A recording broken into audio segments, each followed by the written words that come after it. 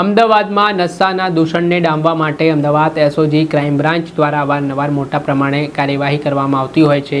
પેડલરોને જેલના સળિયા પાછળ ધકેલવામાં આવતા હોય છે.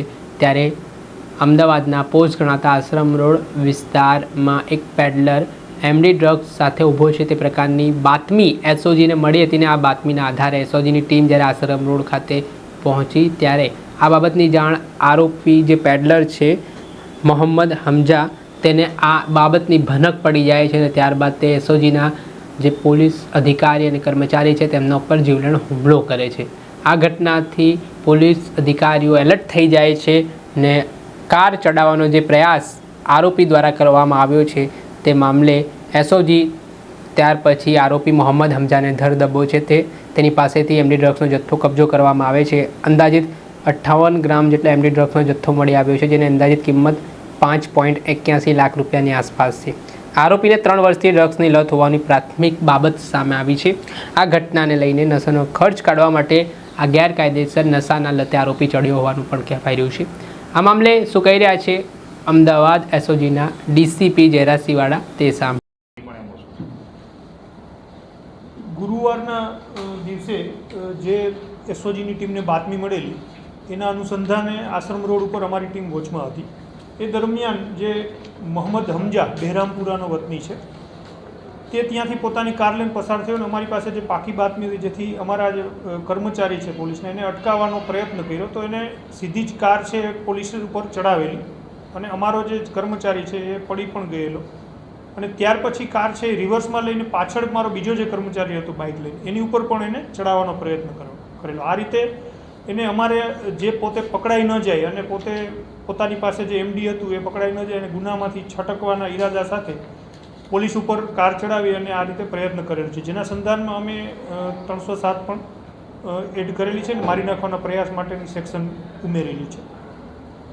ત્યાર પછી એને અંગઝડતી કરતાં એની પાસેથી 58 ગ્રામ જેવું એમડી મળી આવે છે.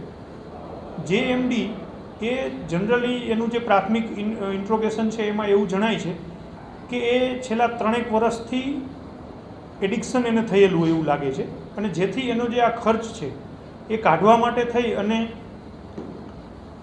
પેડલર બનેલો હોય અને બીજું એ પણ કરતો હોય છે કે બીજાનો જો કોઈને માલ સપ્લાય કરવો હોય તો એ માલ કોઈ પાસેથી લઈ અને બીજાને સપ્લાય કરી આપશે એવું જણાવી અને એમાં પોતે મિલાવટ કરી અને પોતાનો જે ખાવાનો જથ્થો છે એમાંથી કાઢી લેતો હોય છે. આ રીતે એ પોતાનો એડિક્શનનો જે ખર્ચ છે એ પણ કાઢે અને પ્લસ એને જે કમિશન પણ આપવામાં આવતું હોય છે એ રીતે પૈસાની લાલચ અને ટૂંકા ગાળામાં પૈસા બનાવવા માટે થઈ અને આ ધંધામાં આવેલાનું જણાય છે. બીજું એનું બેકગ્રાઉન્ડ જોઈએ તો એની ઉપર લગભગ ઓફિશિયલી રજિસ્ટર થયેલા ચોરીના 9 થી 10 ગુના છે અને મોટાભાગના સાયલેન્સર ચોરીના છે, 2 પશુ ક્રૂરતાના ગુના છે અને એક આઈપીસી 307 મુજબનો જૂનો ગુનો છે.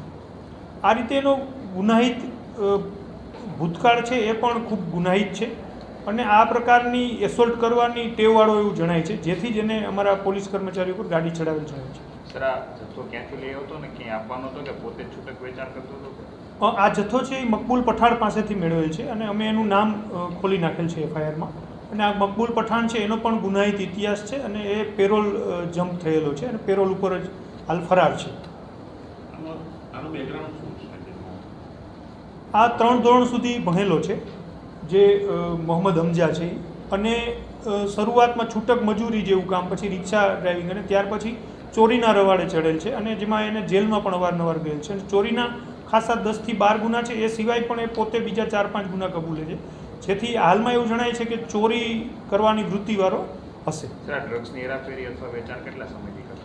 હાલ જે ડ્રગ્સની વેચાણની પ્રવૃત્તિ છે એ પોતાનું એવું કેવું છે કે 4-5 માસથી હું આમાં છું, પણ અમને એવું જણાય છે કે એ પણ હજી અમે તપાસમાં ખુલશે કે વધારે સમયથી કરી રહેલું એવું જણાય છે.